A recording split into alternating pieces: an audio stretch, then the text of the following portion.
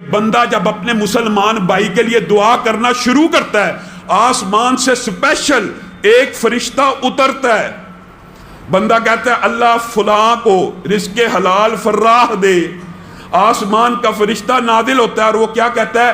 آمین وَلَكَ بِمِثْلِ، آمین وَلَكَ بِمِثْلِ۔ کیا مطلب؟ اللہ تعالیٰ تیری دعا کو قبول کرے اور اللہ تعالیٰ تجھے بھی یہی عنایت کرے۔ آپ لوگ ڈھونڈتے ہیں، کیا ڈھونڈتے ہیں؟ کوئی نیک بندہ مل جائے، اس سے دعا کروانی ہے۔ آپ کو نبی کریم فرشتے کی دعا پانے کا طریقہ اور گر بتا رہے ہیں۔ فرشتہ کس کے حکم سے دعا کرے گا؟ اللہ کے۔ فرشتہ اپنی مرضی سے نہیں کر سکتا۔ بات سمجھ لیجئے، مسئلہ بڑا آسان ہے۔ فرشتہ اپنی مرضی سے بولتا ہی نہیں۔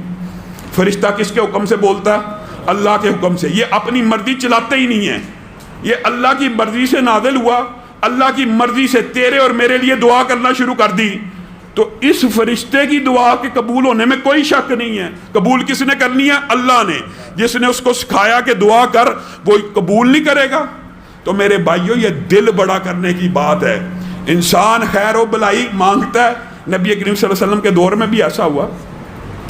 ایک ساتھی نے، یہ عرب کے معاشرے میں ایک بدو تھا، اسلام قبول کیا، وہ اللہ سے دعا کرنے لگا، اللہ میرے اور محمد صلی اللہ علیہ وسلم کے علاوہ کسی پہ رحمت نہ کرنا، اللہ میرے اور محمد صلی اللہ علیہ وسلم کے علاوہ کسی کو یہ نہ دینا، یہ نہ دینا۔ نبی کریم ہنسنا شروع ہو گئے، کہا یہ کیا کہتا ہے؟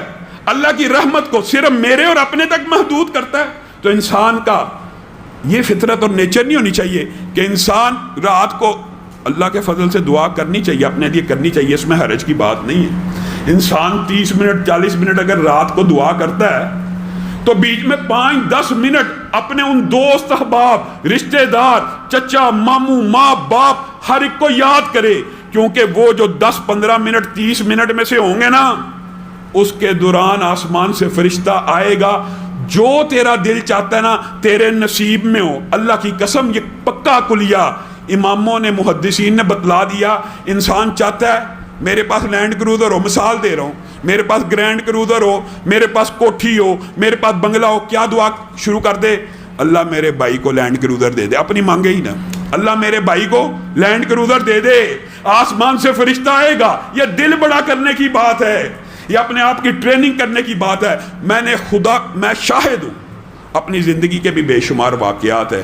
آپ لوگوں کے لیے دعا کرنے والے کو کبھی محتاج نہیں پائیں گے، کبھی محتاج نہیں پائیں گے۔ وجہ اس کے لیے تو فرشتے دعائیں کر رہے ہیں۔ تو آپ نے یہ بات بھی سمجھنی ہے کہ اس حوالے سے ایک واقعہ بھی ذہن میں آ گیا، اور یہ پرانا واقعہ نہیں، انبیاء کی دعاؤں کا تو آپ نے سنا ہوا ہے۔ نبی کہتے ہیں اللہ تعالیٰ ہم آپ سے دعا مانگ کے کبھی محروم نہیں رہے۔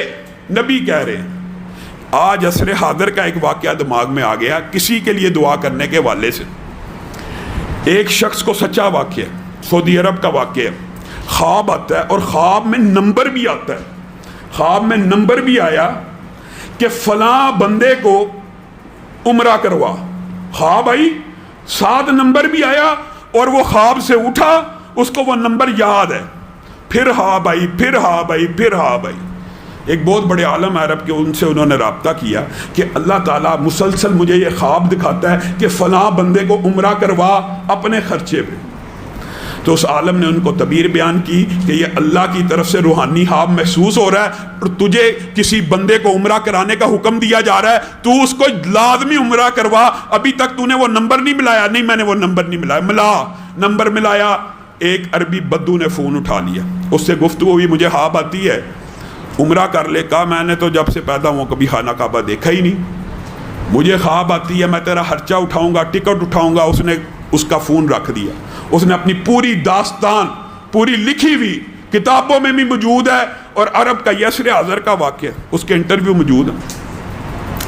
اب وہ بار بار کال کرے، بالآخر پتہ نہیں اس بندے کے دل میں کیا خیال آیا۔ اس نے کہا ایک شرط پہ آؤں گا، وہاں پہ تو مجھے 5 اسٹار ہوٹل دے گا، وہاں پہ میرے یہ اخراجات کرے گا، یہاں سے مجھے پک کرے گا، یہاں پہ مجھے واپس چھوڑے گا۔ میں تیرے اصرار کے اوپر عمرہ کرنے آتا ہوں، میں نے پوری زندگی سعودیہ میں گزار دی ہے، میں نے خانہ کعبہ نہیں دیکھا، تو میرے پیچھے لگ گیا ہے، تو چلو میں یہ کام کر دیتا ہوں۔ اب دیکھیے کسی کی دعا انسان کے کیسے کام آتی ہے۔ وہ بندہ اس کو عمرہ کروا کے سارے اخراجات اس کی ساری ڈیمانڈز پوری کر رہا ہے، وہ خانہ کعبہ کو بدو چھوڑ کے جا رہا ہے باہر، تو بندے کو کہتا ہے جو ساتھ آیا ہے ساری عمر بیت گئی اس گھر کا دیدار نہیں کیا، عجیب سی دل کی کیفیت ہے، مجھے 2 رکعت نماز پڑھنے دے، شاید زندگی میں کبھی دوبارہ موقع ملنا ہے، نہیں ملنا، 40-50 سال گزر گئے میں نے نہیں دیکھا، آج دیکھا ہے تو رب کو 2 سجدے کرنے کا دل کر رہا ہے۔ بندہ کہتا ہے کر لے، وہ بندہ کہتا ہے میری آنکھوں کے سامنے دوسرے سجدے میں گیا ہے آخری رکعت کے، میں نے دیکھا سجدہ لمبا ہوتا جا رہا ہے، لمبا ہوتا جا رہا ہے، لمبا ہوتا جا رہا ہے، میں اس تک پہنچا، اس کی روح جسم سے نکل چکی ہے۔ کہا میں اب حیران ہو گیا کہ مجھے خواب بلا وجہ نہیں آیا، اس کے پیچھے ضرور کوئی مقصد تھا، اللہ تعالیٰ نے اس کو کان سے پکڑ کے جو جنت میں داخل کیا ہے، کوئی وجہ ہے، کوئی ایسے ضرور عمل ہے۔